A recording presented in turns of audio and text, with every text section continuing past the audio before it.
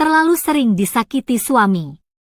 Sampai aku trauma untuk berumah tangga lagi. Ini adalah kisah tentang bagaimana aku mencari kebahagiaan dan kemandirian setelah mengalami trauma yang mendalam dalam pernikahan. Seiring berjalannya waktu, suamiku mulai berubah. Dia menjadi lebih kasar dan aku seringkali menjadi korban dari kemarahannya yang tak terduga. Setiap kali aku mencoba untuk membicarakan masalah ini dengannya, dia hanya mengabaikanku atau bahkan lebih buruk lagi, mengancam untuk meninggalkanku. Trauma pertama kali terjadi ketika aku mendapati diriku berbaring di lantai dengan memar dan luka lecet di tubuhku. Itu adalah pertengkaran pertama kami yang berubah menjadi kekerasan fisik. Aku terkejut dan terluka, tidak hanya oleh tubuhku yang sakit, tetapi juga oleh hatiku yang hancur.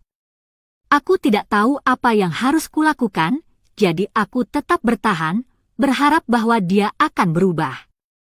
Namun, harapan itu sia-sia. Kekerasan dan penyiksaan emosional berlanjut.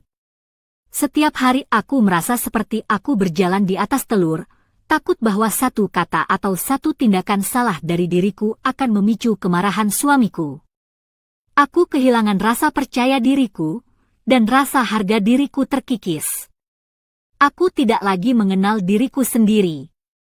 Aku berusaha untuk berbicara dengan teman-temanku, mencari dukungan dari mereka, tetapi aku malu untuk mengungkapkan apa yang sebenarnya terjadi dalam pernikahanku. Aku takut akan rasa malu dan penghinaan. Akhirnya, aku terisolasi dari semua orang kecuali suamiku. Aku menjadi tawanan dalam rumah tangga yang penuh ketakutan. Namun, suatu hari, sesuatu yang mengubah hidupku terjadi. Aku menemukan buku harian lama yang berisi catatan tentang perasaanku, pengalaman-pengalaman yang kutuliskan tanpa berpikir bahwa akan ada yang membacanya. Saat aku membaca kembali catatan-catatan itu, aku menyadari betapa jauh aku telah jatuh dari diriku yang sebenarnya. Aku tidak lagi mengenal gadis yang penuh semangat dan bermimpi. Itu adalah momen pencerahan bagiku. Aku tahu bahwa aku harus keluar dari pernikahan ini jika aku ingin menyelamatkan diriku sendiri. Aku tidak bisa terus hidup dalam ketakutan dan penindasan. Aku harus mencari kebahagiaan dan kebebasan yang telah lama hilang. Perceraian adalah keputusan yang sulit untuk diambil, terutama ketika ada seorang anak yang terlibat. Aku tahu bahwa keputusan ini akan memengaruhi anakku.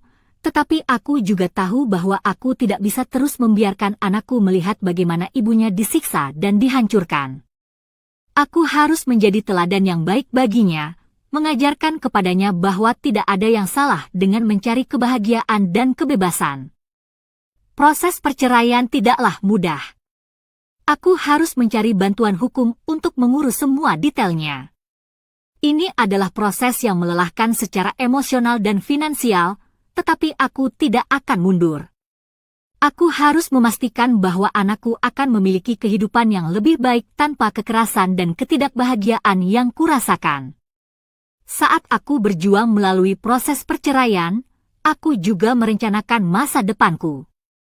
Aku tahu bahwa aku harus mandiri, finansial dan emosional.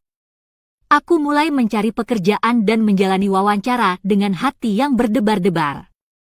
Meskipun aku merasa takut dan kurang percaya diri, aku tidak punya pilihan selain berusaha keras untuk masa depanku dan anakku.